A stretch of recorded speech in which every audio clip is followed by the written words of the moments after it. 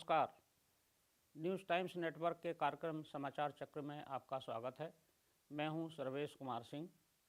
आज हम समाचार चक्र में चर्चा करेंगे प्रमुख समाचारों की, चर्चित समाचारों की, जो कि पिछले 24 घंटे में चर्चा में रहे हैं, और इसके अलावा हम संपादकीय टिप्पणी पर भी चर्चा करेंगे। देखेंगे आज के समाचार पत्रों ने किन विषयों पर अपने समाचार संपादकीय टिप्पणी की है। समाचार विश्लेषण में आज चर्चा करते हैं प्रधानमंत्री के भाषण की।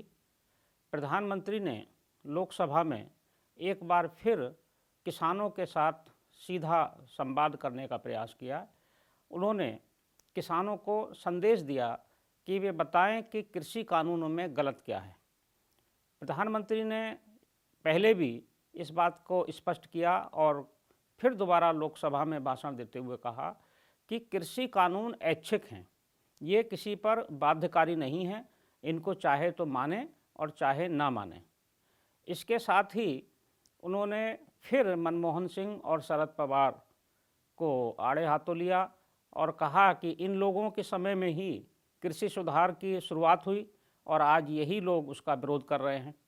प्रधानमंत्री ने आंदोलनजीवी तत्वों पर भी कल पुनः प्रहार किया। उन्होंने कहा कि किसान आंदोलन पवित्र है, लेकिन इसे आंदोलनजीवियों ने अपवित्र कर दिया है। उनका इशारा था और उन्होंने स्पष्ट भी कहा कि कुछ माओवादी और ऐसे आरोपियों जो कि दिल्ली के दंगों के आरोपी हैं, उनको जेल से छुड़ाने की मांग करके इन आंदोलनजीवियों ने इस आंदोलन को अपवित्र कर दिया है। प्रधानमंत्री का भाषण बहुत उल्लेखनीय रहा। दोनों दिन राज्यसभा में भी और उसके बाद लोकसभा में भी किसानों को उन्होंने सीधा संदेश दिया है। किसानों को प्रधानमंत्री की बात पर सहानुभूतिपूर्वक विचार करना चाहिए। इसके अलावा जो प्रमुख समाचार हैं उसमें ट्विटर का विवाद भी है। भारत सरकार ने एक बार फिर ट्विटर को चेतावनी दी है। ट्विटर को कहा गया है कि लगभग 1100 ऐसे अकाउंट हैं जो आपत्तिजनक गतिविधियों का जिनसे संचालन होता है, सूचनाएं प्रसारित की जाती हैं। इसमें कुछ विदेशी ट्विटर हैंडल हैं जो कि भारत में आंतरिक मामलों में हस्तक्षेप करते हैं। पिछले दिनों किसान आंदोलन में भी और खालिस्तान को लेकर तमाम आपत्तिजनक बातें ट्वीट की गई। तो ऐसे अकाउंट को बंद करने के लिए भारत सरकार ने ट्विटर से कहा, लेकिन ट्विटर ने उनको बंद नहीं किया है, मात्र लगभग 550 अकाउंट ही बंद किए हैं। तो इस पर कल फिर भारत सरकार के सचिव ने, इलेक्ट्रॉनिक विभाग के सचिव ने सीधे ट्विटर के अधिकारियों से बात की और उन्हें चेतावनी दी है। संभवतः शीघ्र ही आपत्तिजनक अकाउंट बंद हो जाएंगे। समाचार चक्र में अब संपादकीय चर्चा। आज देखते हैं अखबारों के संपादकीय। चारों अखबारों ने अलग अलग विषयों पर संपादकीय लिखे हैं। अमर उजाला का संपादकीय कासगंज की घटना पर है, जिसमें एक सिपाही की हत्या कर दी गई थी। उसके बाद जो हत्यारा अपराधी था उसको भी पुलिस ने मुठभेड़ में मार दिया है।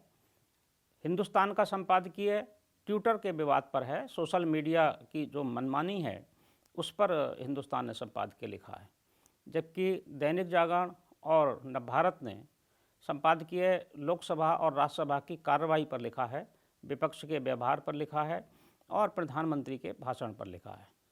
तो इसमें सबसे पहले देखते हैं हिंदुस्तान का संपादकीय, जो सोशल मीडिया की मनमानी पर है। हिंदुस्तान ने हेडिंग दिया है मनमानी के खिलाफ।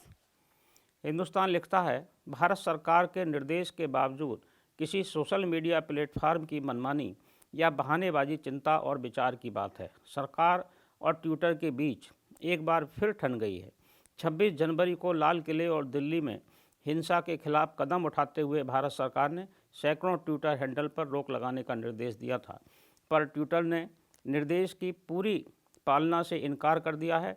ट्विटर के अनुसार ये विवादित ट्विटर हैंडल भारत में नहीं है, पर दुनिया के दूसरे देशों में यथावत देखे जाएंगे। ये उनकी मनमानी पर इनका संपादकीय है। देखते हैं नवभारत।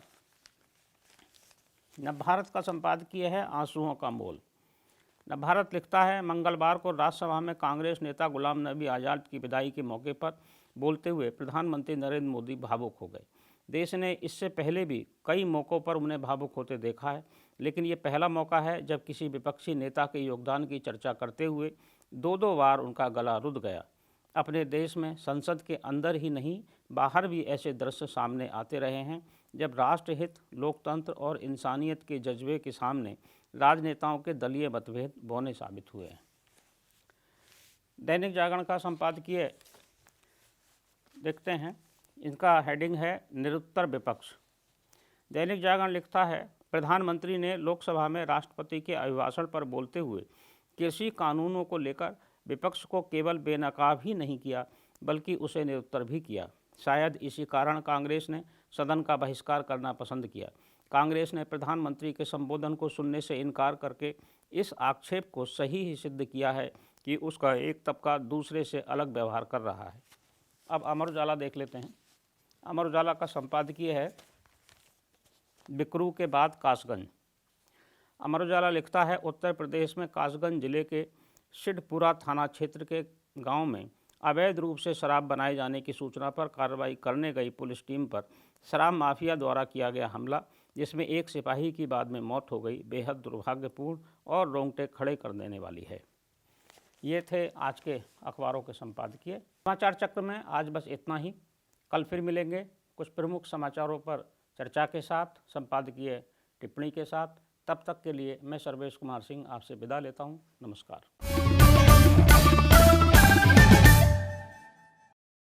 सब्सक्राइब करें हमारे YouTube चैनल को और हर अपडेट पाने के लिए बेल आइकन को दबाएं।